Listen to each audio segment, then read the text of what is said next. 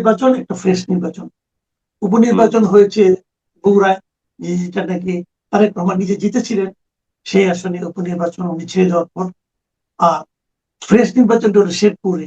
শেরপুর ৩ আসনে এখানে জামাতে ইসলামে যিনি প্রার্থী ছিলেন আগে, উনি মারা যাওয়ার পর এখানে একটা নতুন প্রার্থী দেওয়া হয়েছে, সেখানে ইলেকশন হয়েছে।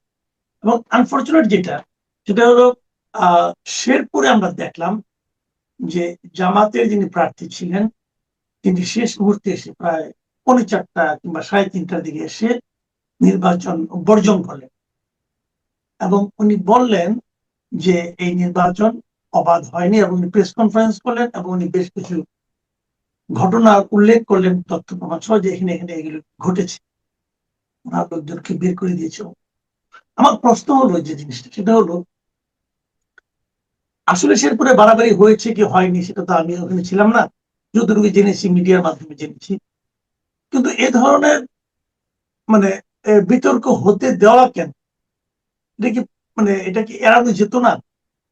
কারণ আপনি দেখবেন তারপর শফিকুর রহমান বিবৃতি দিয়েছেন। শফিকুর রহমান সাহেব জামাতের আমির বলেছেন যে দলীয় সরকারের অধীনে যে একটা অবাধ নির্বাচন হয় না, তার একটা জ্বলন্ত প্রমাণ সে করে। এই সব মিলিয়ে আপনার মূল্যায়ন কি হবে? না, এই ধরনের অভিযোগ উঠাটা আনফরচুনেট, আপনি যেটা বলছিলেন এবং শফিকুর রহমান সাহেব যেটা বলছিলেন সেটাও প্রতিফলিত হয়। দলীয় সরকারের অধীনে আসলে আমাদের এখানে নির্বাচন খুব কঠিন হয়। সামনে যে নির্বাচনগুলো আসছে, বিশেষ করে স্থানীয় সরকার নির্বাচন, সেগুলো কি হবে সেটাও একটা বড় প্রশ্ন হিসেবে দেখা দেবে।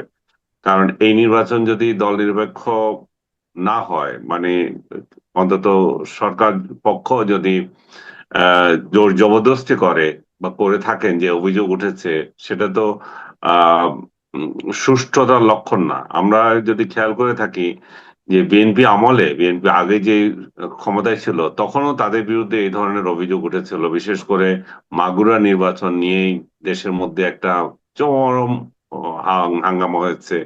এই যে এখানে তেজগাঁওতে ফালু সাহেবের যে নির্বাচন ছিল, সেটা নিয়ে চরম অভিযোগ উঠেছিল। এই প্রেক্ষিতে কিন্তু 96 সালে এমন এক অবস্থা তৈরি হয়েছিল, কেয়ারটেকার গভর্নমেন্ট ছাড়া আর ইলেকশন হবেই না। এটা একেবারেই এমন এক পজিশনে চলে গেছিল। এখনো বাংলাদেশ আবার সেই আবর্তে আসছে, আবার ক্যাটেগরি গভর্নমেন্ট আসবে আমরা সামনে নির্বাচনে, সেটা আশা করছি, যেহেতু হাইকোর্ট এটা রায় দিয়ে দিছে অলরেডি এবং তার আপত্তি নাই সেখানে।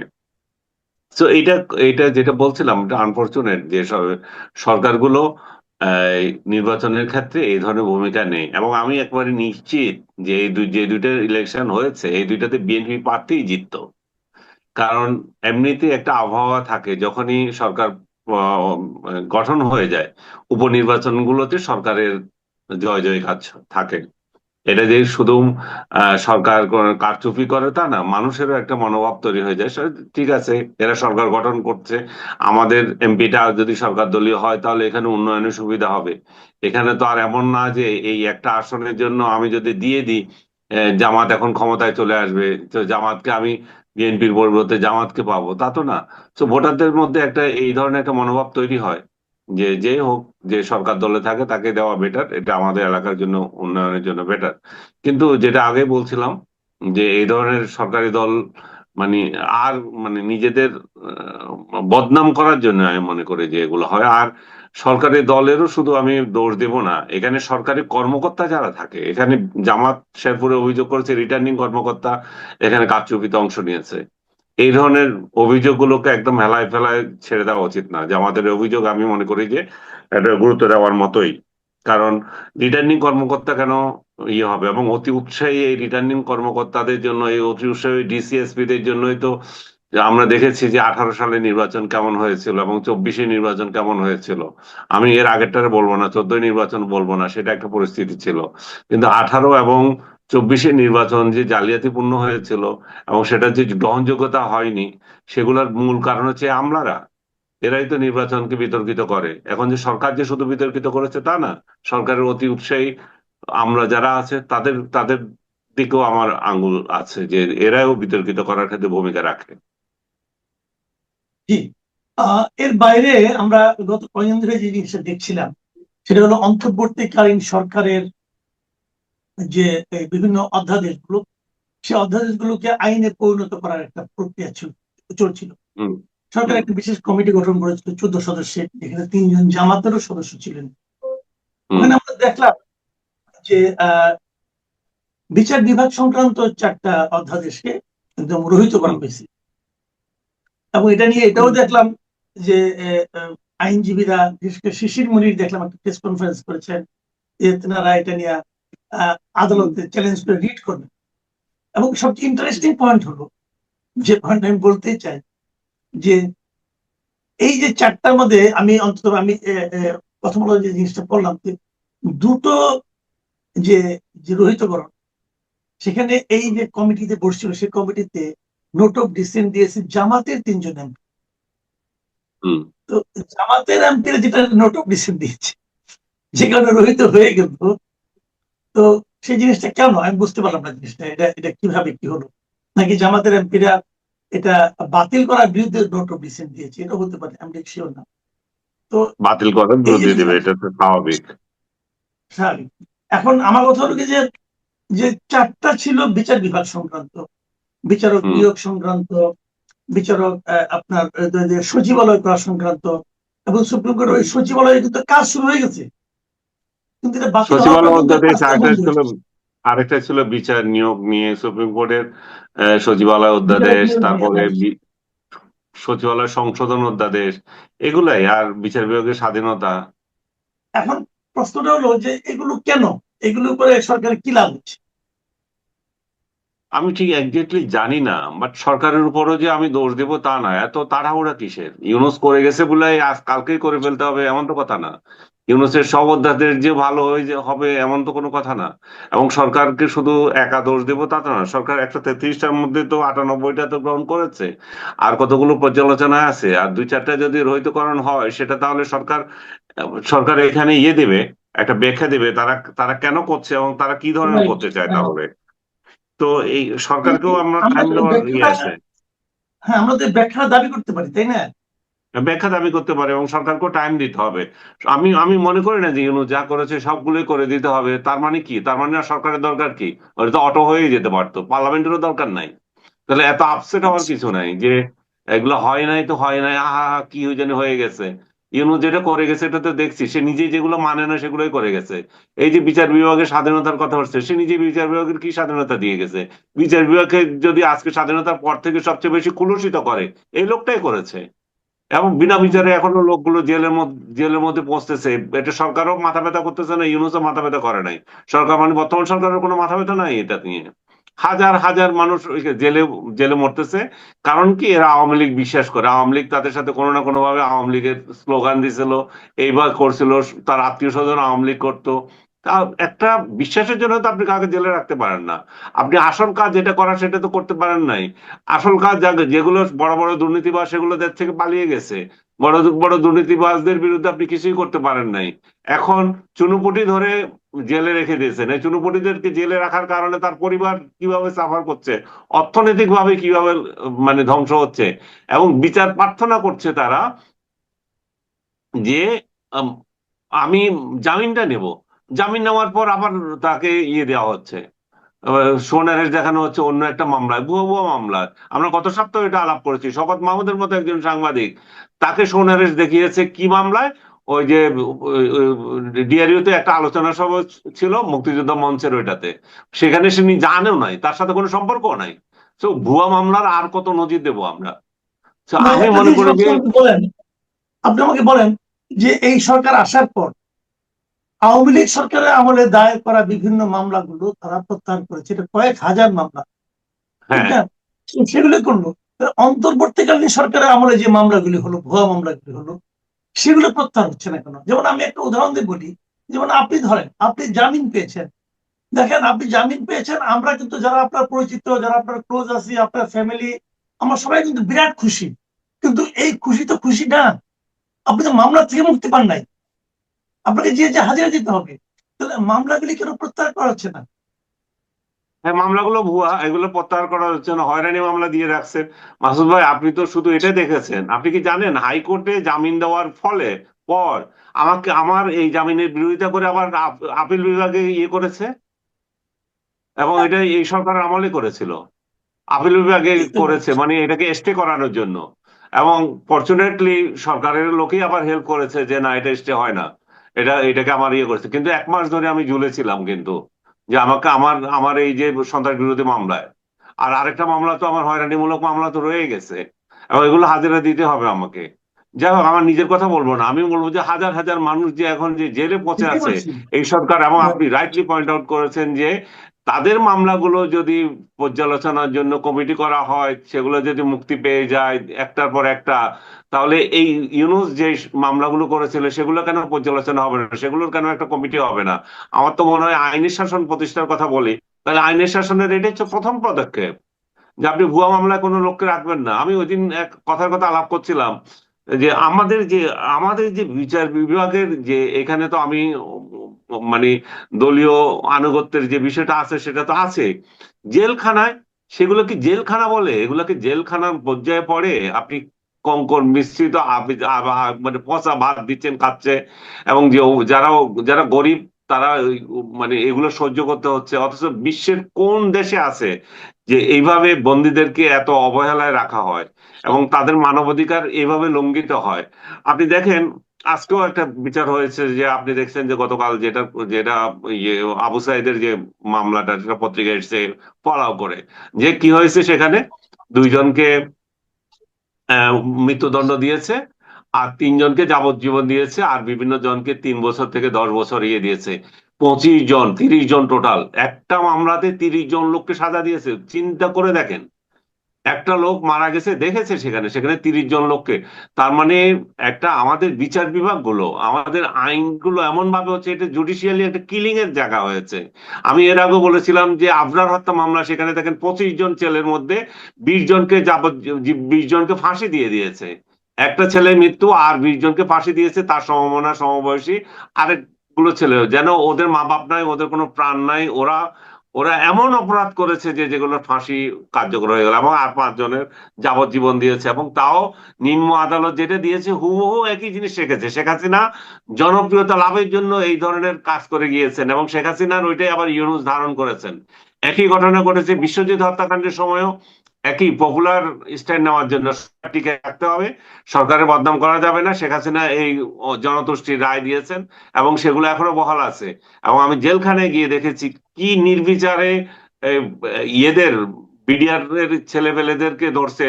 একটা ছেলে আমাকে পেপার দিত, আপনি চিন্তা করেন, সে বিয়ে করার কয়দিন পরে স্ত্রীকে নিয়ে মানে 3 মাস বা কয়দিন পরে চলে এসছে।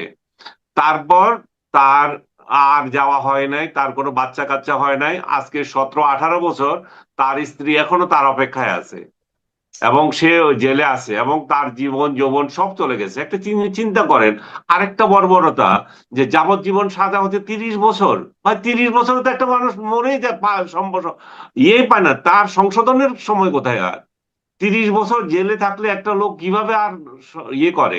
এটা 14 বছর ছিল, সেটারে এখন 30 বছর বানিয়েছে শেখ হাসিনার সরকার, বোধহয় সেটাকে আরো বাড়িয়ে দিয়েছে। আমৃত্যু, মানে 30 বছরও ওরা শান্ত হচ্ছে না, যতদিন না মরে ততদিন জেলে থাকতে হবে। আর সেই জেল কি, সেই জেলের কোনো পরিবেশ আছে? আপনার বড় বড় কথা বলেন, বড় বড় দেশের উদাহরণ দেন, সৌদি আরবের উদাহরণ দেন। সৌদি আরবে যাবজ্জীবন সাজাপ্রাপ্ত লোকেরা 2 দিন আপনার সাপ্তাহিক ছুটি পায়, বাড়ি থেকে ঘুরে আসে আবার ইয়ে করে, জেল খাটে। আমাদের তো সেই সিস্টেম কি, আত্মীয় স্বজনের সাথে দেখা করার সুযোগ পর্যন্ত ঠিক মতো নাই। আত্মীয় স্বজন কিছু দিতে গেলে সেখানে সেখানে ডেপুটি জেলার, অমুক জেলার, তমুক জেলার, 14 জেলারকে টাকা দিতে হয়, এবং ডেপুটি জেলার গুলো এগুলো একটা হাতিয়ার হিসেবে রেখে দিয়েছে।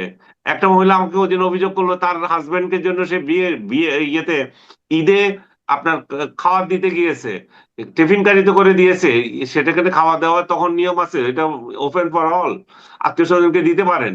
সেই খাবার তার স্বামীর জন্য সে খাবার দিয়েছে, সেটা পলিথিনে পলিথিনে করে দিয়েছে। কেন রে ভাই? এই আইন কোথায় পেয়েছে? এই বর্বরতা কোথায় পেয়েছে পৃথিবীতে? এই পুরো জেলখানাতে একটা বর্বরতা, এবং এই বর্বরতার ভিতরে আবার আইন এমন এমন এমন আইন করেছি আমরা, একটা 30 বছর সাজা, একটা গড়ে যাবজ্জীবন, গড়ে ফাঁসি, তো এইগুলো যদি চলতে থাকে তাহলে বিচার বিভাগের প্রতি মানুষের বিতৃষ্ণা যেমন এসছে, তেমনি একটা যেটা বলছি জুডিশিয়াল ক্লিয়ার একটা এখন আইন দিয়ে একটা অন্যায় শুরু হচ্ছে, অথচ এটা হওয়ার কথা ছিল না, অথচ এগুলো লিবারেল করার কথা ছিল। আইন হচ্ছে যে সংশোধন করার জন্য জিনিস, এগুলো সংশোধন হচ্ছে না, কিছুই হচ্ছে না। জেলখানা এখন আর সংশোধনের কারখানা নাই, জেলখানা আপনাকে হিংস্র করে তৈরি করে দিচ্ছে, অথচ সেখানে আপনার মৃত্যু হয়ে যাচ্ছে, নতুবা আপনি হিংস্র হয়ে বেরোচ্ছেন। আমরা আলোচনা একদম শেষ পর্যায়ে চলে এসেছি, একটা নতুন প্রসঙ্গ বলছি যে আজকে জাতীয় সংসদে জাতীয় মুক্তিযোদ্ধা কাউন্সিল সংশোধন বিল পাশ হয়েছে এবং খুব ইন্টারেস্টিংলি এতে 11 দলীয় জোট যেটা আছে এনসিপি এবং জামাতের সমন্বয়ে, তাদের মধ্যে একটা দ্বিধা বিভক্তি দেখা গেছে যে এনসিপি এই বিলকে সমর্থন করেছে, জামাতে ইসলাম আপত্তি করেছে। এবং আপত্তিটা কি সে সঠিকভাবে না বললেও যে জায়গাটা বোঝা যাচ্ছে সেটা হলো যে মুক্তিযোদ্ধার যে সংজ্ঞা, সেই সংজ্ঞায় বলা হয়েছিল যে মুক্তিযুদ্ধ হলো তারা যারা নাকি পাকিস্তানি বাহিনী, তাদের এদেশীয় সহযোগী রাজাকার, আল বদর, আল শামস, মুসলিম লীগ, জামায়াতে ইসলামী, নেজামে ইসলাম এবং দালাল ও শান্তি কমিটির বিরুদ্ধে মুক্তিযুদ্ধে সক্রিয়ভাবে অংশগ্রহণ করেছে এরকম বেসামরিক নাগরিকেরা মুক্তিযোদ্ধার স্বীকৃতি পাবেন। এখন সম্ভবত যতটুকু শুনেছি আর কি, ওই রাজাকার এবং জামায়াতে ইসলামী এই দুইটা শব্দ তাদের তো এই জন্য তারা বিলটা সমর্থন করেনি, ওয়াকআউট। কি বলবেন? না, তাদের তো ওয়ার্কআউট করবে, এটা তো তাদের গা জ্বলবে, এটা স্বাভাবিক ব্যাপার। তারা ওয়ার্কআউট তো করতেই পারে, কিন্তু বাস্তবতা, ইতিহাস তো পরিবর্তন করা যাবে না। আমি থ্যাঙ্কস দিই যে সরকারি দলকে, তারা অন্তত এই চাপে পড়ে এগুলাকে চেঞ্জ করে নাই। ইউনুস যেটা মানে ইউনুস সরকারের আমলে একজন মুক্তিযোদ্ধা সেখানে ছিল, বীর বীর প্রতীক সম্ভবত ওনার টাইটেল ছিল, চিটাগং এর লোক। উনি ভালো ভালো মানুষ, উনি এই মুক্তিযোদ্ধার সংজ্ঞাটা তৈরি করে দিয়ে গেছেন। তো সেখানে যেভাবে রাখা হয়েছে সেটাকে হয়তো সংশোধনী করা হয়েছিল বা হুবহু রাখা হয়েছে, যেভাবে আসুক। এবং জামাতে ইসলামের গা জ্বলেছে, তারা বের হয়ে গেছে। এনসিপি যে বাইর হয়ে যায় না, এটা একটা চালাকি। ওটা তো এনসিপি তো জামাতে ইসলামকে আব্বা হিসেবে স্বীকৃতি দিয়ে দিয়েছে অলরেডি, ওরা তো সবকিছুতে তাদেরকেই মানে, এবং তাদের তাদের তো পোষ্যপুত্র হিসেবে তারা ব্যবহৃত হচ্ছে। এবং তারা এনসিপি আর জামাতের মধ্যে তো কোনো পার্থক্য নাই, ওরা তো বি টিম হিসেবে আছে। জামাত যেমন 71-কে মুছে দিতে চায়, এনসিপি 71-কে মুছে দিতে চায়, সংবিধান মুছে দিতে চায়, সবকিছু হুবহু এক। এখন একটা ঢং ধরলো আর কি, ভং ধরছে মানুষকে একটু বুঝানো যে আমরা কিন্তু রাজাকারদের পছন্দ, রাজাকারদের সাথে ইলেকশন করেছি সত্য, আমাদের আলাদা পলিসি আছে। না, আপনাদের আলাদা পলিসি নাই, আপনারা একই একই মায়ের পুত, এখন ভিন্ন নামে আছেন। পাবলিক অত বোকা না। এবং তাদের এই যে বয়কট, তারা ওয়াকআউট করা না করা, এগুলো তো পাবলিক কেয়ার করে না। যেহেতু আপনি এনসিপির কথাটা বললেনই, আমি এনসিপির ছোট্ট একটা প্রসঙ্গ তুলে শেষ করি। আজকে একটা আলোচনা হয়েছে সংস্কার নিয়ে, যেটা শিরোনাম ছিল সংবিধান ও সংস্কার, নতুন বাংলাদেশ নাকি পুরনো ফ্যাসিবাদ। এটা ডাকসুর উদ্যোগে অনুষ্ঠানটা আয়োজিত হয়েছিল। সেখানে এনসিপি নেতা সরোয়ার তুষার একটা কথা বলেছেন। তিনি বলেছেন বিএনপি হচ্ছে ব্যর্থ আওয়ামী লীগ এবং আওয়ামী লীগ হলো সফল বিএনপি। এই আধ্যাত্মিক মন্তব্যে আপনার কোনো অবজারভেশন আছে কিনা? না, এগুলো দেখি আধ্যাত্মিক মন্তব্য নিয়ে করার কিছু নয়। তুষারের বক্তব্য আমি পছন্দ করি, ব্যক্তিগতভাবে আমি তাকে পছন্দ করি, কিন্তু এগুলা ওই যে রাজাকারদের পাল্লায় পড়ে সেও ওই একই সুরে কথা বলে আর কি। এবং যারা এটা আয়োজন করেছে তারা তো জামাতের উত্তরসূরিরাই করেছে, না এটা তো নতুন কিছু না। এবং সেখানে যারা বক্তৃতা দিয়েছে, বড় বড় কথা বলেছে, এবং বেশিরভাগ আবার সংসদে যেতে পারে নাই, এখন সংসদে না গিয়ে চ্যালেঞ্জ দিচ্ছে সংসদে হেন করেন হেন করেন গা। তো সংসদে গিয়ে করেন ভাই, সংসদে একটা আছে, আপনাদের পূর্বপুরুষরা, আপনাদের ভাই ব্রাদাররা তো এখানে আছে। সো এগুলো নিয়ে নতুন কিছু বলার না, এগুলো জামাতের A team, B team, C team, এগুলা করতেই থাকবে। এগুলা এগুলা কিছু না। মাঝে মাঝে আপনি আবার দেখবেন যে সরকারি দলের সাথেও এদের হবে, যে মানে আপোষে খেলা হবে, দেখাবে যে বিরাট বিরোধী দল। না, আমার কাছে ভালোই লাগে, কারণ জেলখানার তো একটা অভিজ্ঞতা। এবং আমি যখন ছাত্র ছিলাম তখন ছাত্র রাজনীতির সক্রিয় কর্মী হিসেবে তখনও জেলে গিয়েছি। তো এবারে জেল যেটা বললেন যে আমি তো সবকিছু ছেড়ে ছুড়ে আমার মানে অতীত রাজনৈতিক কার্যক্রম সব মুছে ফেলতে তো পারি না, ছেড়ে দিয়ে আমি একটা সরকারি চাকরিতে ঢুকেছিলাম এবং 32-33 বছর সরকারি চাকরি করেছি এবং চাকরির একটা সর্বোচ্চ পর্যায় পর্যন্ত পৌঁছাতে পেরেছি। তো এখন এই অবস্থায় 18 মাস যে শাসন ছিল ডক্টর ইউনূস সাহেবের, সেই শাসনের তো অনেক নাম আছে, ম্যাজিক শাসন, মবের শাসন, মবের মূল্য, হ্যাঁ, অপশাসন, অনেক নামে আপনি এটাকে বলতে পারেন। বা নিজের স্বার্থ সিদ্ধির শাসন, নিজের একটু গুছিয়ে নেওয়ার শাসন। তো এই শাসন আমলে আমরা অনেক লোকেই কথা বলেছে, কেউ অনেকেই জেলে গেছে। তখন আমরা একটা নির্বাচন যে দরকার, দেশে যে অনির্বাচিত সরকার থাকলে দেশ যে এগুচ্ছে না, দেশে একটা নির্বাচন হওয়া দরকার, এবং নির্বাচনের মধ্য দিয়ে একটা নির্বাচিত সরকার ক্ষমতা গ্রহণ করলে দেশটা আরো ভালোভাবে চলতে পারবে। কারণ ডক্টর ইউনূসের কাছে কিন্তু প্রত্যাশা ছিল মানুষের, এ ব্যাপারে কোনো সন্দেহ নেই। আপনারও থাকতে পারে, আমারও থাকতে পারে, ছিলই বলি, আমাদেরও ছিল, এবং ব্যাপক জনগণের ছিল, অনেক মানুষের প্রত্যাশা ছিল। কিন্তু সেই প্রত্যাশা পূরণে তারা তো পুরোপুরি ব্যর্থ হয়েছেন। তো ওই যখন ব্যর্থতার আমরা দেখতে শুরু করলাম এবং যা কিছু ঘটতে শুরু করলো, তখন আমাদের কাছে মনে হলো যে না, এই অন্তর্বর্তীকালীন সরকারকে দিয়ে মানুষের যে স্বপ্ন, মানুষের যে প্রত্যাশা, এগুলো পূরণ হবার নয়। তখন আমরা তো নির্বাচনের কথা বললাম, মবের বিরুদ্ধে কথা বললাম, তার রাজনৈতিক স্বার্থের কথা বললাম, তিনি যেসব করা শুরু করলেন তার ব্যক্তি স্বার্থে, সেগুলোর সমালোচনা করলাম। এবং এই কারণে হয়তো তারা যারা ছিলেন, কিচেন ক্যাবিনেট বলতে পারেন, প্রেস উইং বলতে পারেন, আমি তো জানি না আসবে, কারণ আমার কারোর সাথেই কথা হয়নি যে কেন আমার উপরে এই খড়গ নেমে আসলো। তো অনেকেই আমাকে বলেন যে আপনি টক শোতে অনেক কথাবার্তা বলছেন, আওয়ামী লীগের কথা বলছেন, ইনক্লুসিভ রাজনীতির কথা বলছেন, হ্যাঁ, কোনো দল নিষিদ্ধ করা যাবে না, এইসব বলেছেন। এসব কারণে হয়তো আপনার উপরে খড়গ নেমে এসেছিল। যাই হোক, আমি তো বাইরে আছি, কেউ কেউ বাইরে আছেন, কেউ কেউ জামিন পেয়েছেন। আমরা ওই মামলার যে সন্ত্রাস দমন আইনের যে মামলা, মঞ্চ ৭১-এর একটা আলোচনা ছিল, যেখানে আপনারও যাওয়ার কথা ছিল, গিয়েছিলেন কিনা জানি না, হয়তো না, গিয়েছিলেন। আমি জানি কিন্তু না। সেখানে সংবিধান নিয়ে আলোচনা করার কথা ছিল, যে সংবিধানের এবং বাংলাদেশের যে সংবিধান এবং বাংলাদেশের বর্তমান রাজনৈতিক প্রেক্ষাপট, ৭১-এর মুক্তিযুদ্ধ, এটা নিয়ে আলোচনার কথা ছিল। এবং এখনো তো সংবিধান নিয়ে আমরা সারাদিনই আলোচনা করছি। ৮ মাস ধরে ইউনূস সরকারও সংবিধান সংশোধন নিয়ে ঐকমত্য কমিশন যে গঠন করেছিলেন, যার প্রধান ছিলেন উনি, কিন্তু ডিফ্যাক্টো প্রধান ছিলেন ডক্টর আলী রিয়াজ, সেখানে ৮ মাস ধরে ঘন্টার পর ঘন্টা আলোচনা হয়েছে না। তো এগুলোতে কোনো অসুবিধা নেই, আমরা একটা আলোচনায় গেলেই অসুবিধা। তো যাই হোক, ভালোই লেগেছে, জেলটা দেখে আসলাম নতুন করে। ভালোই ভালোই লেগেছে, খারাপ লাগেনি, অ্যাকোমোডেট করতে পেরেছি। আমি সবসময় যে পরিস্থিতিতে আমাকে রাখবেন, যে পরিস্থিতি আসুক, সেটাতে আমি অ্যাকোমোডেট করার চেষ্টা করি, কারণ জীবন তো একটাই। জি, না, আর একটা কথা হলো যে আমরা সবাই তো এক দেশে বাস করি। এই দেশের যেটা বাস্তবতা, সে বাস্তবতাটা আমার উপর দিয়ে কিছুটা যাবে, এটাই স্বাভাবিক, তাই না? এই বাস্তবতা মানে সবাই কষ্ট করবে, আমি আরামে থাকবো, এটাও তো হয় না মাঝে মাঝে। কাজে ওটাও আপনার একটা নিশ্চয়ই ব্যাপার মনে আছে। আছে, আমি জেলে যাওয়ার আগে আপনার সাথে কথা জি, বলছিলাম এবং আপনাকে বলছিলাম যে আপনি কি জেলে যাওয়ার জন্য প্রস্তুত কিনা, ভাবিকে বলেছেন হ্যাঁ, কিনা, বাচ্চাদের বলেছেন কিনা। কারণ তখন জি, এরকমই মানে কিছু সোশ্যাল মিডিয়া, মানে সোকল সোশ্যাল মিডিয়া যে চালকরা, যারা বাইরে থেকে এটা পরিচালনা করেন এবং মানুষকে উত্তেজিত করেন, ইনফ্লুয়েন্সার বলে তাদেরকে, ব্যাড ইনফ্লুয়েন্সার আর কি, তারা যেভাবে কথাবার্তা বলছিল বিভিন্ন লোকের নামে, তখন আমার মনে হয়েছিল হ্যাঁ। যে আপনি বোধহয় জেলখানায় যাবেন। সেই জন্য আপনাকে আমি মানসিক ভাবে রেডি করলাম, দেখা গেল আমি জেলখানায় চলে গেলাম। আমি কিন্তু প্রস্তুত ছিলাম, আমি কিন্তু প্রস্তুত ছিলাম। আমার আমার স্ত্রী আমাকে কেবল বলেছিল যে তুমি তো যাবা, ঠিক আছে, যে তুমি একটু লো কমোড ইউজ করা শিখো, এর প্র্যাকটিসটা করো, কারণ ওখানে শুনেছি। এবং আমি ওই প্র্যাকটিসটাও করে নিয়েছিলাম, ওটা করে নিয়েছিলাম। এখন পারি, এখন কোনো সমস্যা হবে না ইনশাল্লাহ। যাই হোক, আমরা আরেকটা প্রসঙ্গ, এই প্রসঙ্গটা, এটা যদিও মানে একান্ত ব্যক্তিগত আলোচনা, আমরা এখানে এই অনুষ্ঠানে এরকম আলোচনাও করি, ব্যক্তিগত আলোচনাও করি, কারণ আমরা ব্যক্তি হিসেবে যে আমাদের উপলব্ধি, আমরা যেগুলো দেখি শুনি, সেগুলো তো সমাজের বাইরে না, আমরা ওগুলো নিয়ে কথা বলি। তো আমার একটা জিনিস জানার একটু আগ্রহ, আমি এটা আনিস আলমগীর আমাকে বলেছিল, যে আনিস আলমগীরকে যখন নিয়ে যাওয়ার সময় ওর সঙ্গে যে মোবাইলটা ছিল, ও নাকি সে পরে সেটা ফেরত পায়নি।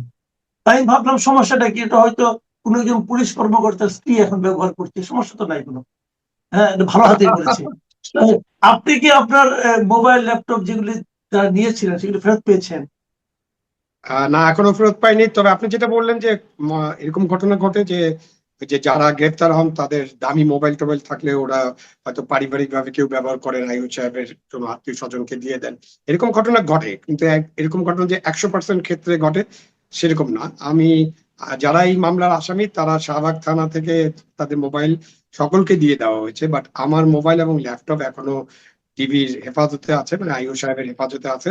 ওনাকে অনেকবার অনুরোধ করা হয়েছে, লোক পাঠিয়েছে, কিন্তু উনি এখনো দেন নেই মোবাইল এবং ল্যাপটপটা, যে কারণে আমার আমার যে আপনি তো জানেন না, আপনি মোবাইলের মধ্যে আমাদের এখন পুরো কম্পিউটার থাকে, সব তথ্য থাকে, সবকিছু। যোগাযোগ থাকে, আমার কিছু লেখা যোগা ছিল সেগুলো থাকে, যে কারণে আমি আসলে একটা মানে অসুবিধার মধ্যে পড়ি, মাঝে মাঝে আপনাদের সাথে সংযোগ করতেও আমার অসুবিধা হয়।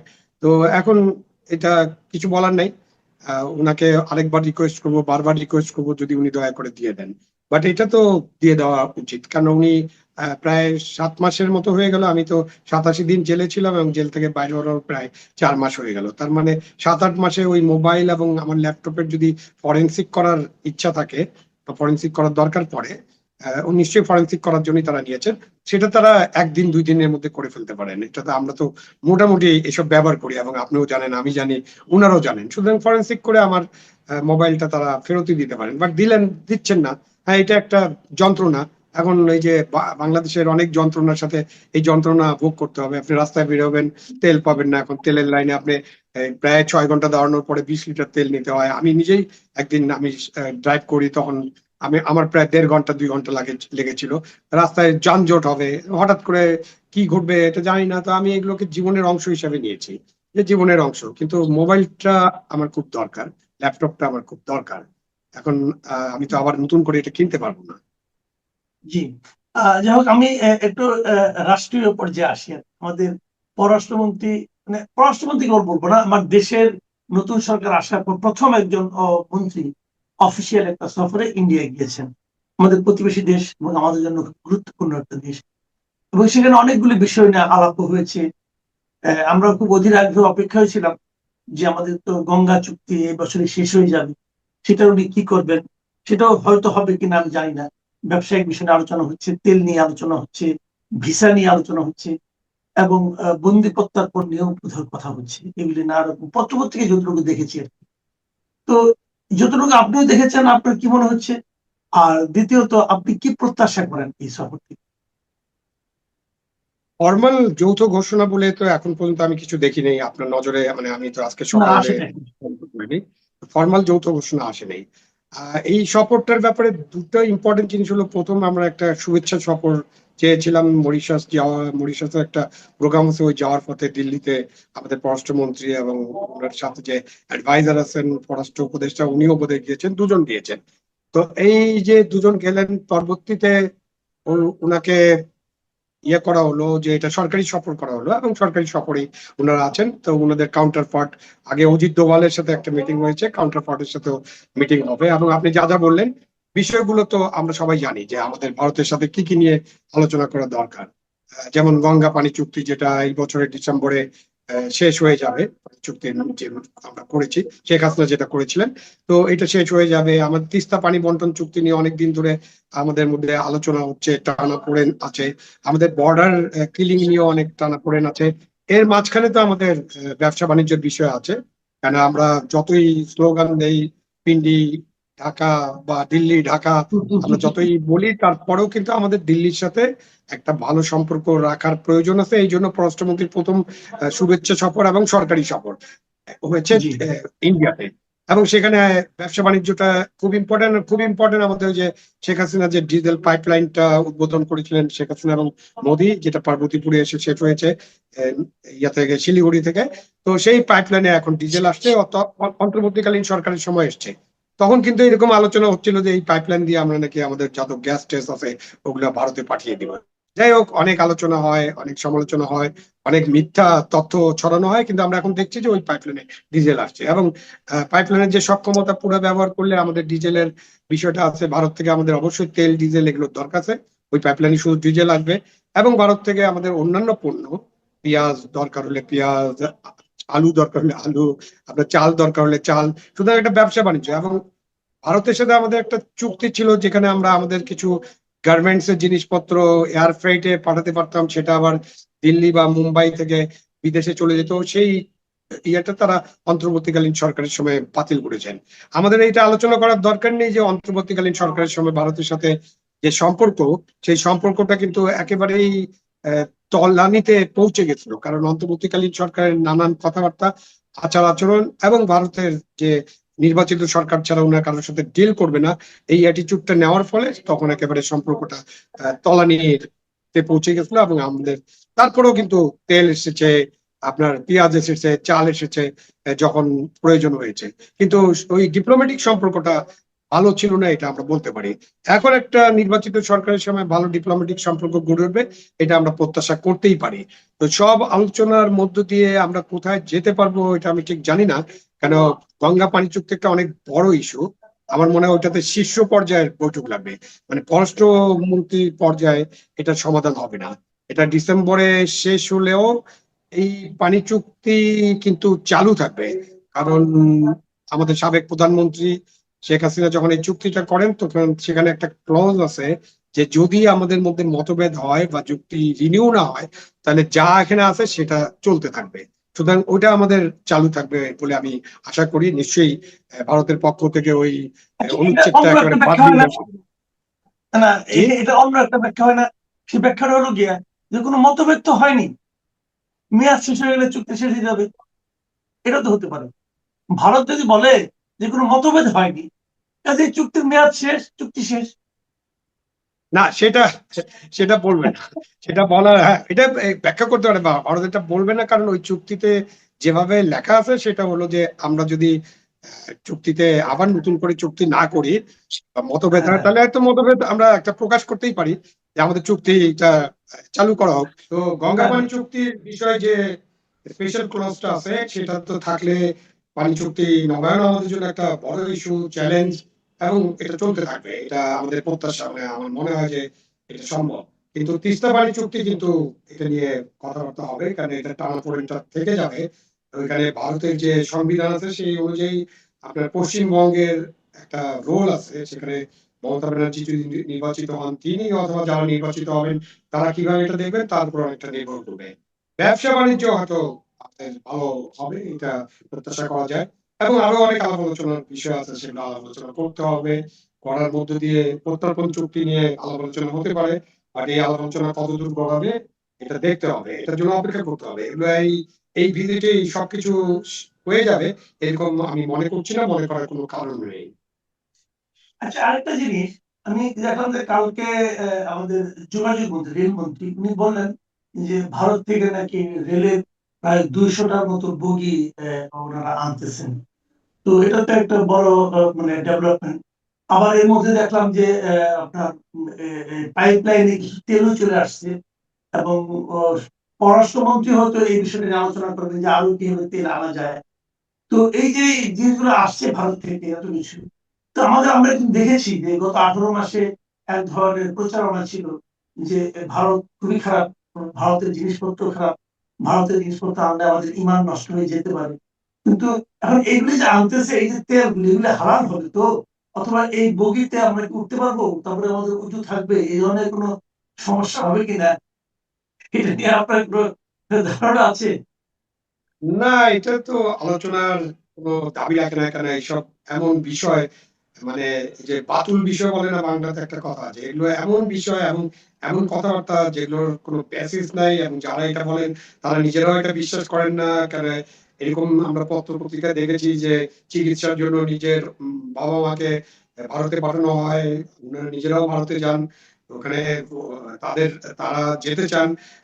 এইসব আলাপ আলোচনা হচ্ছে যে বাংলাদেশের জনগণের মধ্যে সেই পাকিস্তান আমল থেকে, মানে যখন 47-এর দেশ ভাগ হলো তখন থেকে যে ভারত বিরোধী প্রচারণা, ভারতের বিরুদ্ধে যে সমস্ত অভিযোগ, সে সমস্ত অভিযোগ তো চলে আসছে, এবং এইটা দিয়ে অ্যান্টি ইন্ডিয়া একটা আমাদের পলিটিক্যাল কার্ডের মতো। সো যারা অ্যান্টি ইন্ডিয়ান সেন্টিমেন্টকে পলিটিক্যাল কার্ড হিসেবে ব্যবহার করতে চান তারা সবসময় এগুলো বলেন। এমনকি আমাদের বড় দল যারা এখন ক্ষমতা আছেন তারাও এক সময় এটা করেছেন, খুব অল্প হলেও করেছেন, কিন্তু অন্যরা অনেক বেশি করেছেন। কিন্তু এখন দেখেন যে আমাদেরকে এই সুসম্পর্কটা রাখতে হবে, রাখার কারণ হলো যে আমাদের টিকে থাকার জন্য বা আমাদের স্বার্থের জন্য আমাদের এই প্রয়োজন। এখন তেল প্রয়োজন, ঠিক আছে, ভারত থেকে আপনি যখন আপনার তেলের অন্য সাপ্লাই আসবে, আমি সবসময় এটা বলি যে আপনার বিকল্প থাকলে, এবং সেটা যদি বিকল্প থাকে এবং বাজার মূল্য যদি কম হয় এবং পণ্যের মান যদি ভালো হয়, তাহলে আমি ভারতের কাছে আনবো কেন? আমরা তো কোনো ভারতের এজেন্ট না, আমি তো ভারতের পক্ষের লোক না, আমার ভারতের পক্ষে আমার থাকার কোনো কারণ নাই। আমি বাংলাদেশের মানুষ, বাংলাদেশের নাগরিক, বাঙালি এবং আমরা বাংলাদেশ হলো আমার দেশ। সুতরাং বাংলাদেশের স্বার্থ অক্ষুণ্ণ থাকবে সেরকম কাজ আমরা করবো। এখন তেলের দাম ভারতের সাথে যা আছে তার চেয়ে কম দামে যদি আমরা তেল আনতে পারি আরো দূর থেকে বা কাছে থেকে বা মধ্যপ্রাচ্য থেকে আমরা সেটাই করবো। এটাতে কোনো অসুবিধা নেই। কিন্তু সুবিধা হলো যে আমাদের সাথে তাদের যে 4000 কিলোমিটারের বেশি কিছু বেশি বর্ডার আছে এবং আমাদের সাথে তাদের যে যোগাযোগ ব্যবস্থা গড়ে উঠছে, এই যে ট্রেন যোগাযোগ আছে, সড়ক যোগাযোগ আছে, পাইপলাইন যোগাযোগ আছে, এগুলোর কারণে আমাদের একটা সুবিধা আছে।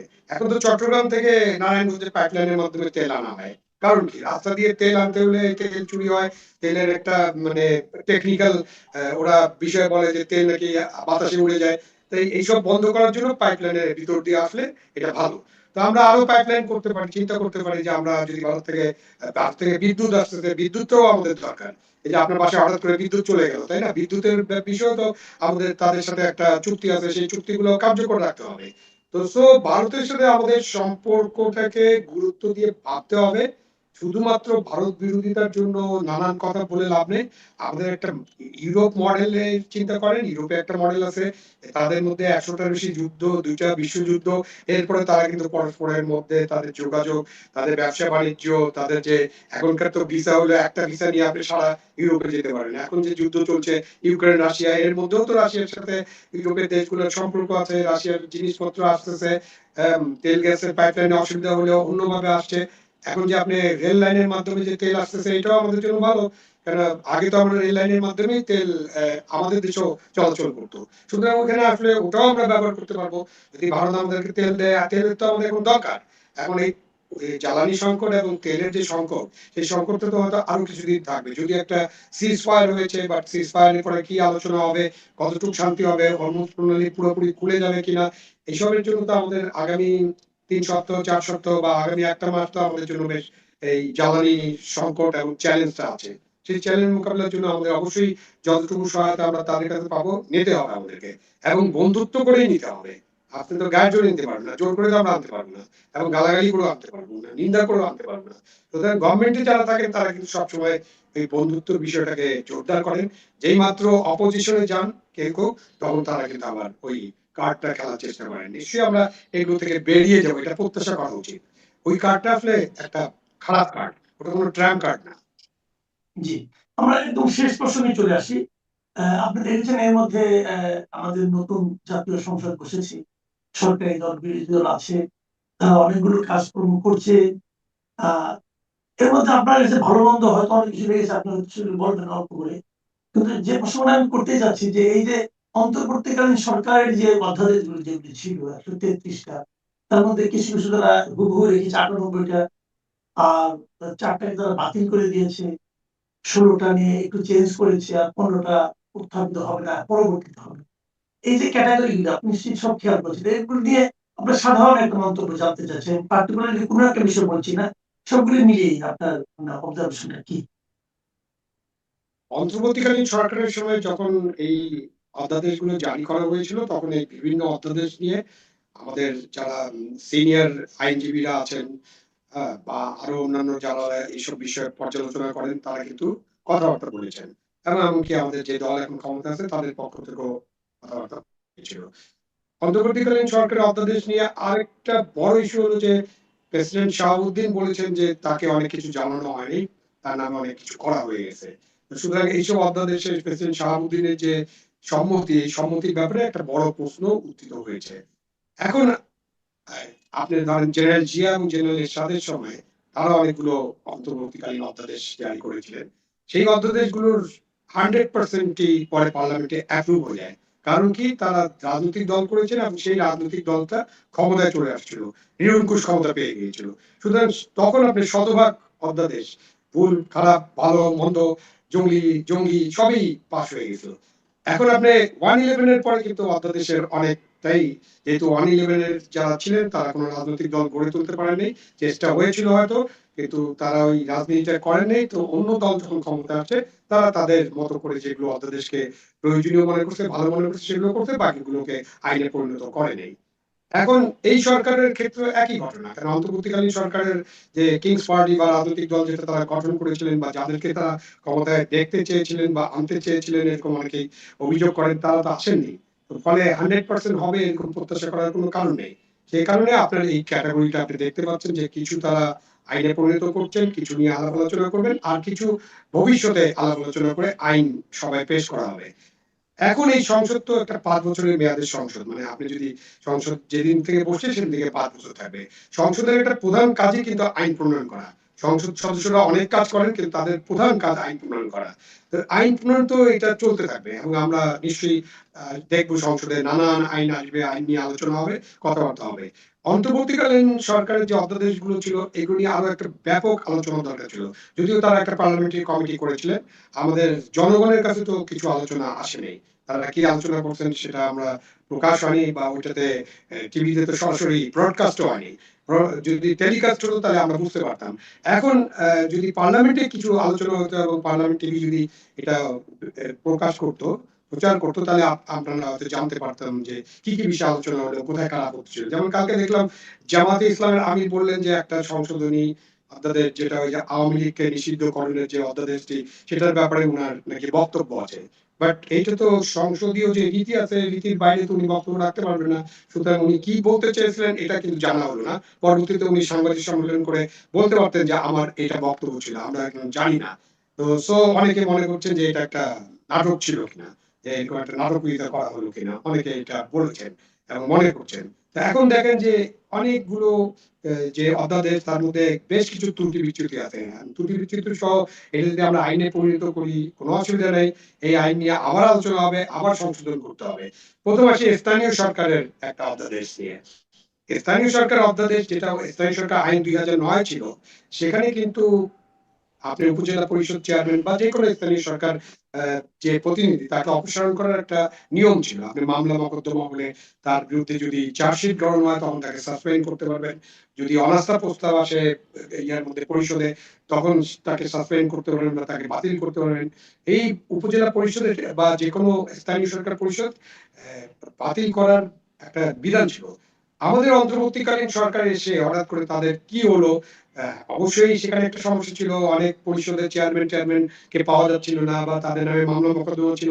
কিন্তু ওই আইনেই পদ্ধতিগতভাবেই এটা কাজ করা যেত। কিন্তু তারা একটা আইনের মধ্যে একটা জিনিস ঢুকিয়ে দিলেন যে সরকার ইচ্ছা করলেই সমস্ত পরিষদ বাতিল করে দিতে পারে।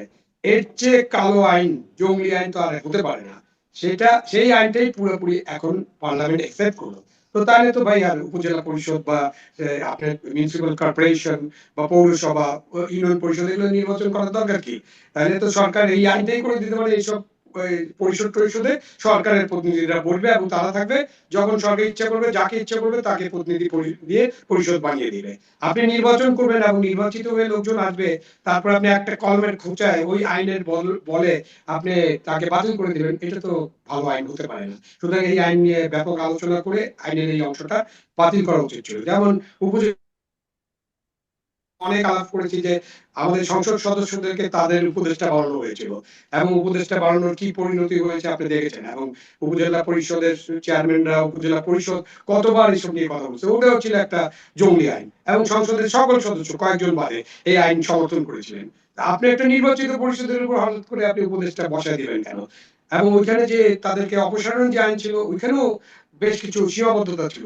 ওগুলো কারেক্ট করা উচিত ছিল বা কারেক্ট করার দরকার, এখনো করতে হবে। কারণ আমাদের সংবিধানে স্থানীয় সরকার একটা আলাদা চ্যাপ্টার এবং স্থানীয় সরকার প্রতিষ্ঠান কিন্তু আমাদের খুবই গুরুত্বপূর্ণ প্রতিষ্ঠান আমাদের গণতন্ত্রের জন্য। এবং আমাদের যে রাজনৈতিক দল যারা এখন ক্ষমতায় আছেন, ক্ষমতার বাইরে আছেন, ক্ষমতায় ছিলেন, সবাই কিন্তু সবসময় তাদের যে নির্বাচনী ইশতেহার, সেখানে উপজেলা পরিষদকে শক্তিশালী করা হবে, ক্ষমতায়ন করা হবে, আরো ডিসেন্ট্রালাইজেশন করা হবে, এইসব কমিটমেন্ট দেন। কিন্তু ফাইনালি তারা এইসব কমিটমেন্ট রক্ষা করে না। এখন নতুন করে যে আমরা শুরু করলাম, আমরা আগেও ২-১ বার শুরু করেছি কিন্তু আমরা ধরে রাখতে পারিনি। এই যে এখন নতুন করে ২৬ সালে শুরু করলাম, সেখানে তো আমাদের এই বিষয়গুলো ঠিক করা দরকার ছিল। ওই আইনটা, আরেকটা আইন যেটা কালকে পাস হয়েছে, সেখানে অধ্যাদেশ করে আওয়ামী লীগকে নিষিদ্ধ করার কথা বলা হয়েছে। এটা নিয়ে তো আমাদের অনেক আলাপ আলোচনা হয়েছে। সেই সময় অন্তর্বর্তীকালীন সরকারের সময় কোন রাজনৈতিক দল নিষিদ্ধ করা নিয়ে অনেক লোক মতামত ব্যক্ত করছেন এবং সিনিয়র আইনজীবীরা মতামত ব্যক্ত করছেন। এমনকি বিএনপি নেতারা মতামত ব্যক্ত করেছেন যে এটার সমাধান রাজনৈতিক সমাধান হতে হবে। আইন করে নিষিদ্ধ করা বা আদেশ দিয়ে নিষিদ্ধ করা, এটা কোনো সমাধান হতে পারে না। এখন ওই আইনটা পুঙ্খানুপুঙ্খ যেরকম ছিল সেরকমই যদি পার্লামেন্ট পাস করে দেয়, তাহলে এতদিন ধরে যে আলাপ আলোচনা হলো, যে ইনক্লুশনের কথা নিয়ে আমরা আলোচনা করছি, এবং আপনার নিশ্চয়ই মনে আছে তারেক রহমান সাহেব যখন সংখ্যাগরিষ্ঠতা পেলেন, যখন তিনি মানে উঠবি প্রধানমন্ত্রী, তখন তিনি কিন্তু বলেছিলেন যে আমি কিন্তু সকলের নেতা, আমি সকলের প্রধানমন্ত্রী হব, আমাকে যারা ভোট দিয়েছেন আমি তাদেরও, আমাকে যারা ভোট দেননি আমি তাদেরও, এবং যারা ভোট উপদেষ্টা, দুর্নীতি, গোয়েন্দা রিপোর্ট এমন একজন ব্যক্তির কাছে আছে যিনি এই মুহূর্তে তারেক রহমান সাহেবের প্রিন্সিপাল সেক্রেটারি। তাহলে ওইটা ধরে টান দিলে তো হয় কেন? কারণ ওইটা যদি আপনি তদন্ত না করেন তাহলে বুঝতে হবে যে আপনি এই দুর্নীতিগুলোকে সাপোর্ট করছেন। যদি আপনি দুর্নীতিকে সাপোর্ট করেন, অন্য কারো দুর্নীতিকে কেন করছেন? দুর্নীতি বিনিময় করছেন। অনেক সময় এরকম হয় যে দুর্নীতি বিনিময়ে আরেকজন দুর্নীতি আপনি দেখলেন না। এইগুলি কিন্তু জরুরি আমি মনে করি। যদি এটা ওনারা এই সাত্তার সাহেবের ওটা নিয়ে আমি মনে করি সিরিয়াসলি আলোচনা হওয়া উচিত, এবং যদি আলোচনা না হয় তাহলে সাত্তার সাহেবের বিরুদ্ধে অ্যাকশন নেওয়া উচিত। কারণ উনি 8 জন উপদেষ্টার ইজ্জত দিয়ে টান দিচ্ছেন, এবং এবার 8 জনের নাম বলেন নাই। নাম না বলাতে কি হয়েছে? সব উপদেষ্টা হইতে পারে এই একজন। কাজে এটা তো একটা ভয়ঙ্কর কাজ উনি করছেন। কাজে হয় ওটার বিচার হওয়া উচিত, নয় সাত্তার সাহেবের বিচার হওয়া উচিত। কিন্তু সাত্তার সাহেব কিন্তু আমাদের প্রধানমন্ত্রী কোলের মধ্যে নিয়ে বসে আছেন, উনি তো প্রিন্সিপাল সেক্রেটারি। কাজে সাত্তার সাহেব ঠিক আছে। আর সাত্তার সাহেব যদি ঠিক থাকেন তাহলে ওই একজনের বিচার হচ্ছে না কেন? ভাই এটা তো আপনারা তো একটা গুরুত্বপূর্ণ জায়গা আছেন, গুরুত্বপূর্ণ জায়গায় বসে তো রসিকতা আর কি করার জায়গা না এটা। এটা বোঝাতে হবে। আপনারা কি জনগণকে কি মানে মনে করেন, মানে কি মনে করেন আপনারা যাই তাই বলবেন? আবার এটা কি আজকে সকালে আবার আরেকটা জিনিস আমি বলি, এটা বলে শেষ করি। জি, জি। আজকে সকালে আবার দেখলাম যে দায় মুক্তির অধ্যাদেশ পাশ হচ্ছে। হুম। আমি আসলে বোঝার চেষ্টা করলাম যে জুলাই যোদ্ধাদের দায় মুক্তি মানে কি। তো ডক্টর আসিফ নজরুল বলে আমি জুলাই যোদ্ধা, তাহলে এখন উনি কি দায় মুক্তি পাবেন কিনা, অথবা কোন পর্যন্ত দায় মুক্তি পাবেন, এটাও তো বলা বড় কঠিন। আমি এখন কিছু বুঝি না। আমি আরেকটা কথা বলে রাখি ভাই, কোনো কিছুর দায় মুক্তি হয় না। দায় মুক্তি যে হয় না এটা আমরা আগেও বহুবার দেখছি। পরবর্তী সরকার এসে কিন্তু ওটা দায়ের মধ্যে ঢুকাই দেয়। এখন যা বুঝেন আপনারা যা ভালো মনে করেন তাই করবেন। আমার প্রশ্ন হচ্ছে যে আপনার সাহেব তো বলেছেন, আমরা হঠাৎ করে দেখলাম তিনি থেমে গেলেন, সেটা নিয়ে আর কোনো ধরনের কোনো কিছু হলো না, এবং তিনি এখন তারেক রহমান সাহেবের কোলের মধ্যে রয়েছেন বা বুকের মধ্যে রয়েছেন আপনি যেভাবে বলছেন। আমরা কি তাহলে ধরে নেব যদি সাত্তার সাহেব সঠিক হয়ে থাকে, বা এই যে যে অভিযোগগুলো উঠছে যদি সঠিক হয়ে থাকে তা, এবং সেই জায়গা থেকে যদি তদন্তগুলো না হয়, আহ, তাহলে এই মানে পূর্ববর্তী সরকার, অন্তর্বর্তী সরকারের রাঘব বোয়ালদের সঙ্গে বর্তমান সরকারের এক ধরনের আন্ডার টেবিল এগ্রিমেন্ট রয়েছে, এবং আপনি দুদকের কথা বলেছেন, আমরা তো দুদককে তো কখনোই সেভাবে কার্যকর হতে দেখিনি, সেটি আওয়ামী লীগ আমল হোক, অন্তর্বর্তী সরকার আমল হোক, তার আগে বিএনপি সময় যখন দুর্নীতি দমন ব্যুরো ছিল তখনও হোক, এখনো হোক, আমরা দেখেছি এটি রাজনৈতিক প্রতিষ্ঠানে পরিণত হচ্ছে, রাজনৈতিকভাবে হয়রানি করার জন্য যখন যেটা প্রয়োজন সরকারের নির্দেশে সেটি করে। সাবেক উপদেষ্টা আসিফ মাহমুদ সজীব ভুঁইয়ার এপিএস এর বিরুদ্ধে, তার নিজের বিরুদ্ধে অভিযোগ উঠলো, আর সরকারের আরো অনেক উপদেষ্টা, স্বাস্থ্য উপদেষ্টা এপিএস এর বিরুদ্ধে অভিযোগ উঠলো, এবং সেগুলো কোনোটি তদন্ত হয়নি। দুই একটি হয়তো হয়েছে, সেগুলো আবার ওই ধরনের দায় মুক্তি দিয়ে গেছে, মানে কোনো ধরনের কোনো অন্যায় হয়নি। সেই জায়গা থেকে আমরা কিভাবে বিশ্বাস করবো, আপনি যে বলেন যে হওয়া উচিত, আদৌ ভবিষ্যতেও হবে কিনা? এটা হবে কিনা এটা কিন্তু ভবিষ্যৎ বলতে পারবে। যদিও বাংলাদেশের আমরা যদি ভবিষ্যৎকে যদি অতীতের আলোকে বিচার করি, অতীতের আলোকে যদি ভবিষ্যৎকে চিন্তা করি, তাহলে আমাকে বলতে হবে যে হবে না। কারণ কখনোই হয় না। বাংলাদেশের ইতিহাস বলে যে কখনোই কোনো বিচার হয় না। যে বিচারটা হয় সেটা হলো রাজনৈতিক বিচার। যেমন ধরেন এই সরকার, মানে আমাদের এই বর্তমান যে বিএনপি সরকার আছে, বিএনপি সরকার 111 সরকারের বিচার করবে, সরকারের বিচার, কিন্তু অন্তর্বর্তীকালীন সরকারের বিচার করবে না। যেটা আমরা আগে দেখেছি যে আওয়ামী লীগ বিএনপি সরকারের বিচার করেছে, বিএনপি সরকারের নেতা যে যারা নাকি ছিল, মন্ত্রী ছিল, তাদের বিচার করেছে, কিন্তু 111 যারা কুশীলভ ছিল তাদেরকে প্রাইজ পোস্টিং দিচ্ছে, তাদের কিন্তু বিচার করে নাই। মানে তখন বলা হয়েছিল যে 111-এর ধারাবাহিকতাই হলো গিয়া আওয়ামী লীগ সরকার। তো এখন অনেকে বলছেন ওটা সরাসরি প্রমাণ করা যায় নাই, কারণ 111-এ যারা যেমন মাসুদউদ্দিন চৌধুরী ছিলেন তাকে ওনারা আবার বানাই দিচ্ছেন, আপনার অস্ট্রেলিয়ার রাষ্ট্রদূত বানাই দিয়েছিলেন। তো বোঝা যায় যে ওই সরকারের লোকজন তারা বিভিন্ন জায়গায়, গুরুত্বপূর্ণ জায়গায় এবং ভালো ভালো জায়গায় পোস্টিং দিয়ে প্রমাণ করেছেন যে ওনারা আসলে ওই সরকারের ধারাবাহিকতা। আবার এবার আমরা তাই দেখলাম, এবারে খলিলুর রহমানকে একদম পররাষ্ট্রমন্ত্রী বানিয়ে ফেলেছে। এটা তো একটু লজ্জা শরম ছিল, দূরে রাখছে। এরা ওই শরমটাও পাচ্ছে না, নিজেরা পররাষ্ট্রমন্ত্রী, গুরুত্বপূর্ণ মন্ত্রী বানিয়েছে। তার মানে এখান থেকে কিন্তু বোঝা যায় যে ইউনূস সরকারের আসলে এক ধরনের ধারাবাহিকতা এই বিএনপি সরকার।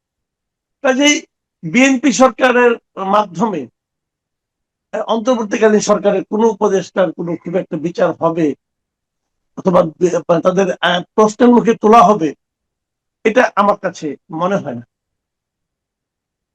এর মধ্যে অনেকে তো দেশ ছেড়ে চলে গেছেন। ফয়েজ আহমেদ তোয়েব, যিনি ডক্টর ইউনূসের বিশেষ সহকারী ছিলেন, আমাদের সাবেক একজন প্রভাবশালী উপদেষ্টা আদিলুর রহমান খান, তিনি নেপালের নির্বাচন পর্যবেক্ষণের নামে গেছেন, তিনি ফিরে এসেছেন কিনা আমি আদৌ জানি না, আপনার কাছে কোনো তথ্য আছে কিনা সেটা আমি বলতে পারবো না। তবে ধারণা করা হয় যে তিনি ওটির নাম করে তিনিও দেশ ত্যাগ করেছেন। ডাক আমি দুঃখিত, আপনাকে নিয়ে অনেক বেশি কথা বলেছেন একজন প্রেস সেক্রেটারি, সাবেক প্রেস সেক্রেটারি, যিনি ডাস্টবিন শ্রমিক হিসেবে চিহ্নিত হয়ে আছেন। আমার মুখ থেকে সেই নামটি বেরিয়ে আসছিল, তারও কোনো হদিস গত কয়েকদিন পাওয়া যাচ্ছে না। আপনার কি মনে হয় যে এর মধ্যে অনেকেই দেশ ছেড়ে চলে গেছেন? এটা আমি বলতে পারবো না, আমি আমার সঙ্গে কোনো যোগাযোগ হয় নাই। এবং আমি আদিলুর রহমান খান সম্পর্কে শুনেছি, উনি কিন্তু ছিলেন সুপার রুস্তম, বুঝছেন। এই আদিলুর রহমান খান কিন্তু মোটামুটি সুপার রুস্তম ছিলেন। উনি কিন্তু আওয়াজ দিতেন কম, কাজ করতেন বেশি। এবং আমাকে অনেকে অভিযোগ করেছে রাজুকের মেম্বার চেয়ারম্যান এই সমস্ত নিয়োগ তো ওনার আমলে হয়েছে। ওই এক একটা নিয়োগে কেমন মানে করতে হয়, বিনিময় হয়, কিভাবে হয়। এই দু একজন আমার আমার আমার এক পরিচিত মানে মানে বন্ধুর বন্ধু এই হিসেবে, উনি এই যে ওখানে মেম্বার হতে চেয়েছিলেন, ওনার কাছে কত টাকা চাওয়া হয়েছিল, কিভাবে, এগুলি শুনেছি আর কি।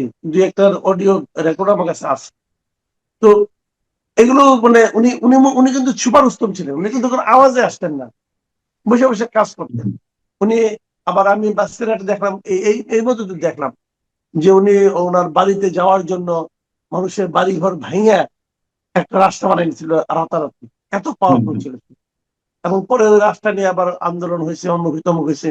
এবং ওই রাস্তা যাতে ঠিকঠাক মতো হয় এটা তদারক করার জন্য রাজুকের চেয়ারম্যান চলে গেছিল মুন্সিগঞ্জে, বুঝলেন। ওটা কি রাজুকের চেয়ারম্যানের জায়গা নেই, সে ওইখানে চলে গেছে তদারক করার জন্য। আর কিছু ছবি টিভি আমাকে, ভিডিও টিডিও আমাকে দিয়ে জন্য পাঠাচ্ছে। তো উনি এরকম ছিলেন আর কি। মানে মানে একটা লোক দেখেন, মানে মানুষকে না আসলে ক্ষমতা দিলে বোঝা যায় যে লোকটা কেমন। এই আদিলুর রহমান খান, তার নাম শুভ্র, চেহারা ছবিও শুভ্র। তো উনি এর আগে কি ছিলেন নির্যাতিত, তাই না? আওয়ামী লীগ আমলে নির্যাতিত ছিলেন, মানবাধিকার কর্মী। উনি ওনার সঙ্গে আবার ওনার একটা সহকারী আছে, সেও নাকি উনি উপদেষ্টা হওয়ার পরে ওনার সঙ্গে সবচেয়ে মানে লেনদেন গুলি নাকি উনিই করতেন।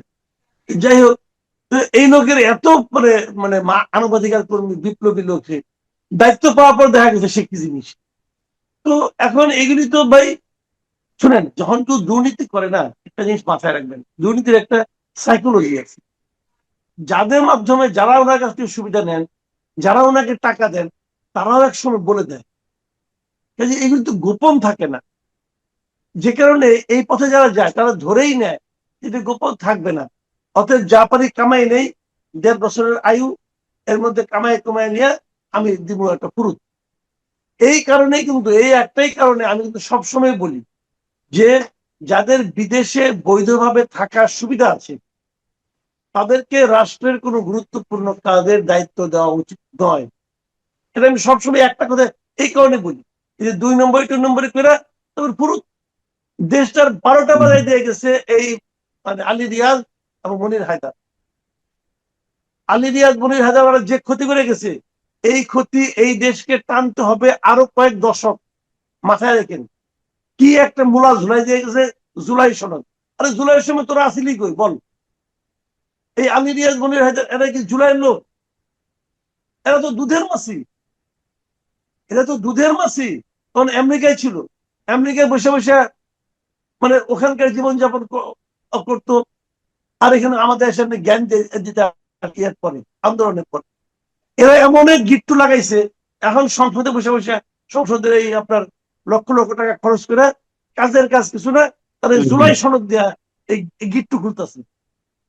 এই পেজ গিয়ে লাগাই গেছে যে লোকগুলো। আবার দেখেন কেউ কেউ আছে ম্যানেজ মাস্টার, আশিক চৌধুরী কিন্তু ম্যানেজ করে ফেলেছে, যা এক প্রেজেন্টেশন দিয়ে দিচ্ছে ইয়ের কাছে, প্রাইম মিনিস্টার কাছে, প্রাইম মিনিস্টার মুগ্ধ হয়ে গেছে। আরে বাপরে বাপ, এটা জ্বলন্ত প্রতিভা, জ্বলন্ত প্রতিভা এখন হয়ে গেছে। আবার আরেকজন কি ফারুক আসিফ নাকি, সেটাও তার বিরুদ্ধে এত এত মানে প্রমাণ দেখলাম পত্র পত্রিকায়, সেও দেখি ম্যানেজ করে ফেলেছি। তো এগুলোই চলতে থাকবে, দেখা যাক কি হয়, দেশ এভাবেই চলবে। খুব একটা আশাবাদী হয়েন না, আবার খুব একটা হতাশ হয়েন না, দেখা যাক। এখন আশাবাদী তো আমরা হচ্ছি না, আমরা তো আছি, এভাবে চলছি, কি আর করা। এখন যারা আওয়ামী লীগ করে তাদের কোনো আশাবাদিতার জায়গা আছে নাকি? এই যে যে গত 2 দিনে যে দুটি ঘটনা ঘটলো, এবং খুবই সিগনিফিকেন্ট একটি সময়ে, যখন কিনা সেই বহুল বিতর্কিত আমাদের পররাষ্ট্রমন্ত্রী ডক্টর খলিল সাহেব ভারতে গেলেন সফরে, ঠিক সেই মুহূর্তে সাবেক স্পিকার শিরীন শারমিন চৌধুরীকে আটক করা হলো। আবার তার একদিন পরে আওয়ামী লীগ যে আইনের বলে, মানে যে অধ্যাদেশের বলে তার রাজনৈতিক কার্যক্রম নিষিদ্ধ করা হয়েছে, সেটাকে স্থায়ী করা হলো, মোটামুটি আইনটি পাশ করা হলো। আহ আপনাদের সামনে দুটি প্রশ্ন। একটি হচ্ছে যে কেন যখন ভারত সফরে যাচ্ছে ডক্টর খলিল, ঠিক আগ মুহূর্তেই বা সেই মুহূর্তে এরকম দুটি সিগনিফিকেন্ট ঘটনা ঘটলো, এবং একই সঙ্গে এই যে আইনে পরিণত হলো অধ্যাদেশটি, এর মাধ্যমে আওয়ামী লীগের ভবিষ্যৎটা কি আসলে কি? শুনেন, একটা রাজনৈতিক দলের ভবিষ্যৎ, যে দলটা নাকি বিরোধী অবস্থানে আছেন, বিরোধী রাজনৈতিক দলের ভবিষ্যৎ সরকারি দলের অথবা সরকারি সিদ্ধান্তের উপর নির্ভর করে না। এই জিনিসটা মাথায় রেখে, আওয়ামী লীগের ভবিষ্যৎ কি হবে, আওয়ামী লীগ এদেশে কি করবে, কি করতে পারবে না পারবে, এটা বিএনপি সরকারের উপর নির্ভর করে না, এটা আওয়ামী লীগের কর্মী সমর্থকদের উপর নির্ভর করে। আপনি এভাবে উপরে থেকে যে জিনিসটা অন্তর্বর্তীকালীন সরকার করেছিল, সেই জিনিসটা কিন্তু বিএনপি এন্ডোর্স করলো, বিএনপি এটা কারো শক্ত পাকাপোক্ত করলো, করার মাধ্যমে বিএনপি প্রমাণ করলো ওই নিষিদ্ধের পিছনে তারাও ছিল।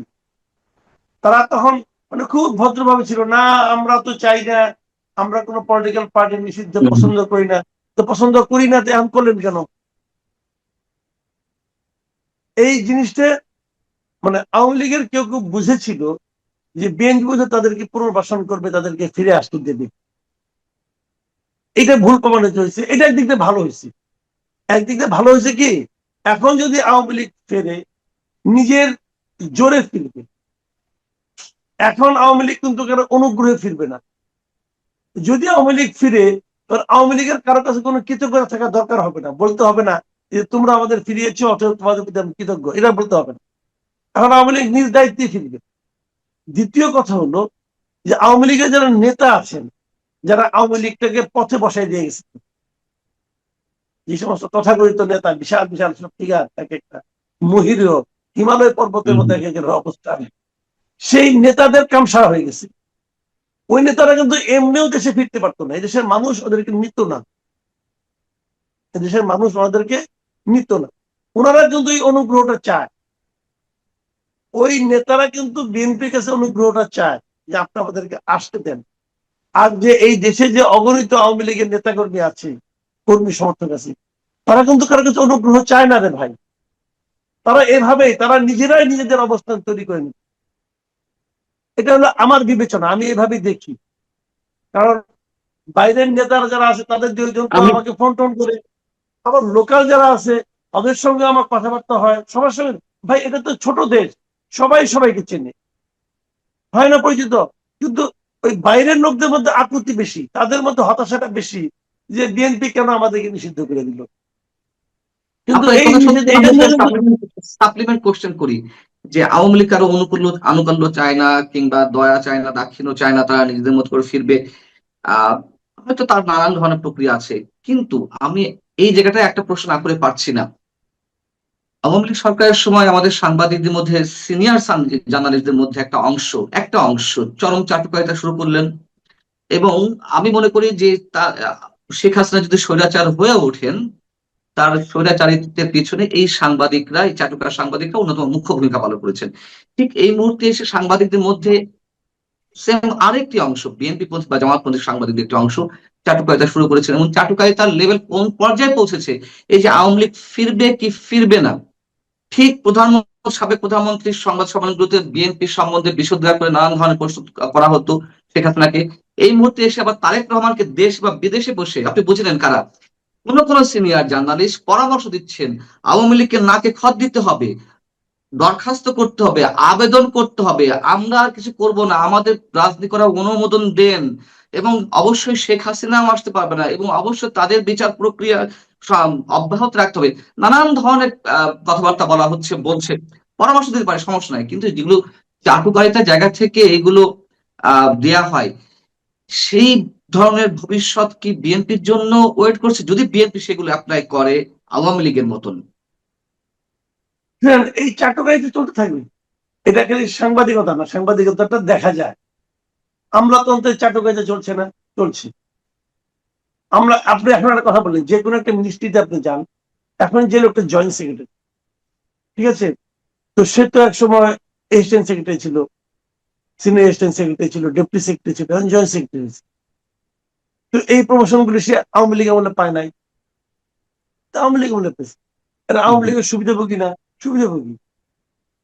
এবং আওয়ামী লীগ এখন যে কথাটা বলা হয় যে আওয়ামী লীগ আমলে সমস্ত নিয়োগ হচ্ছে দলীয় বিবেচনায়, এরাও দলীয় বিবেচনাতে আসছে। তো তারা এখন তো বিরাট বিএনপি, তাদের সঙ্গে আলাপ করে দেখেন তো, তারা প্রমাণ করে দিবে 14 গোষ্ঠী আসলে বিএনপি ছিল। যখন বিএনপির জন্ম হয় নাই তখনও তারা বিএনপি মনোভাবাপন্ন ছিল। এইগুলো সব বিএনপি এখন। তো এগুলি কি চাটুকারি করতেছে না? তারা তখন প্রতিনিয়ত চাটুকারিতা করতেছে। তো তারা তাদের মতো করতে থাকবে, তাদের অস্তিত্ব রক্ষার জন্য করতে থাকবে, অথবা তারা আরো উপরে ওঠার জন্য করতে থাকবে। প্রশ্ন হলো, যারা ক্ষমতায় আছেন তারা এই চাটুকারিতাটাকে কতটুকু গ্রহণ করছেন তার উপর। যখন গ্রহণ করবেন, তখন গ্রহণ করলে কি পরিণতি হয় সেটা তো আমাদের চোখের সামনে আছে। চাটুকারিতা চলতে থাকবে, সবাই করবে, সাংবাদিকরাও করবে। এই সাংবাদিকগুলোকে আমরা চিনি না। আমি তো আমাদের সাংবাদিকদের বলি যে আমাদের সাংবাদিকদের মধ্যে একটা মিউজিক্যাল চেয়ারের মতো পেশাবার আছে, যেটা হলো এরা এক সময় থাকে বাঘ, ক্ষমতা পরিবর্তন হয়ে যায় বিলাই। আগের বিলাই এখন হয় বাঘ, আর আগের বাঘ এখন হয়ে গেছে বিলাই। আবার এটা মিউজিক্যাল চেয়ার থাকবে, মিউজিক তো বাজবে, মিউজিক বাজলেই কিন্তু চেয়ারের চারদিকে হাঁটতে হবে, ঘুরতে হবে। মিউজিক বাজবে, আবার ঘুরবে, আবার বাঘ ও বিলাইয়ের খেলা আমরা দেখবো, সমস্যা নাই, এগুলি হয়। বাট এদের কিন্তু আমরা চিনি।